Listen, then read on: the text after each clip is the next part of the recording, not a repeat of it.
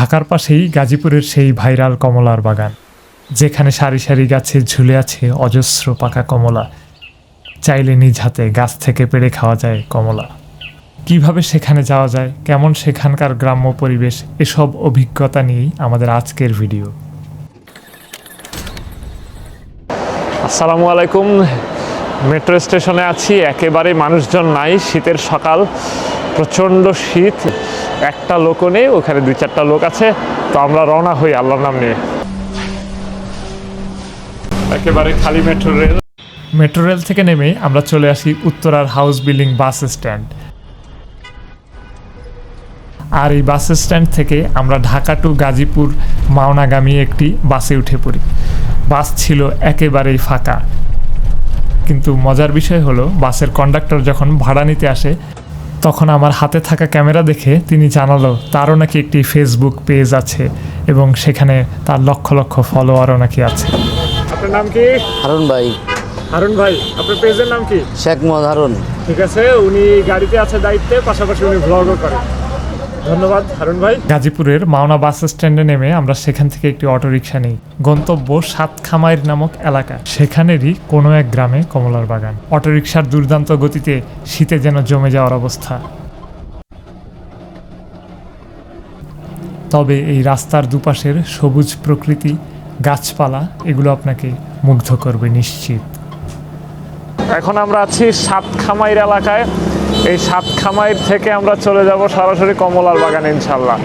উঠবো ভাই? Shared autorickshaw হওয়াতে মুরব্বী আমাদের সাথে যাচ্ছেন। গ্রাম্য পথ ধরে এগিয়ে যেতেই চোখে পড়ল অসংখ্য সাদা বক। আমরা অলমোস্ট কাছাকাছি চলে আসছি। এখন দেখি খুঁজে নেব কোথায়। তবে এখানে ঘটল বিপত্তি। কমলার বাগান যেখানে হওয়ার কথা সেখানে না নিয়ে অটোরিকশাওয়ালা আমাদের নিয়ে আসলো 5 কিলোমিটার ভেতরে আরেকটি ভুল গ্রামে।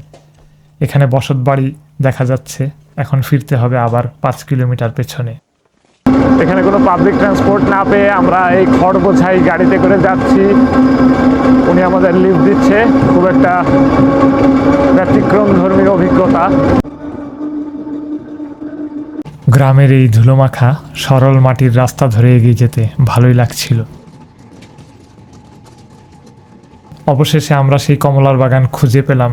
তারপরও একটু কনফিউজড ছিলাম দুপাশে আমের গাছ দেখে। টিকিট নিতে হবে নাকি? কত টাকা? 20 টাকা। 20 টাকা। আচ্ছা, 2টা। ভেতরে প্রবেশ করতেই চোখে পড়ল দুপাশে সারিবদ্ধভাবে লাগানো কমলার গাছ। মূলত এগুলো চায়না জাতের কমলা, তবে এসব গাছে ফলন বেশ ভালো।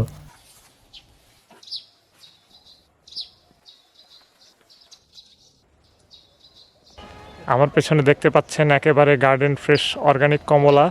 আমরা সকাল সকালে এই বাগানে এসেছি, একেবারে ফ্রেশ কমলা আহরণ করব এখান থেকে ইনশাল্লাহ। আমরা এখন কমলা কাটবো।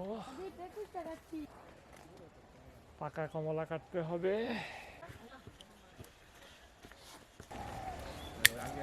স্থানীয় কয়েকজনের সাথে কথা বলে জানতে পারি বাগানের মালিকের নিজস্ব কোনো জমি নেই। এই জমিটি লিজ নিয়ে তিনি এই বাগান গড়ে তুলেছেন।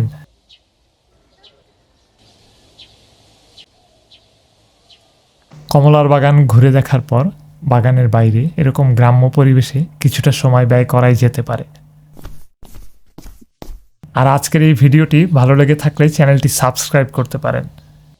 আগামীতে নতুন কোনো জায়গায় নতুন কোনো ভ্রমণের ভিডিও নিয়ে আবার দেখা হবে ইনশাআল্লাহ।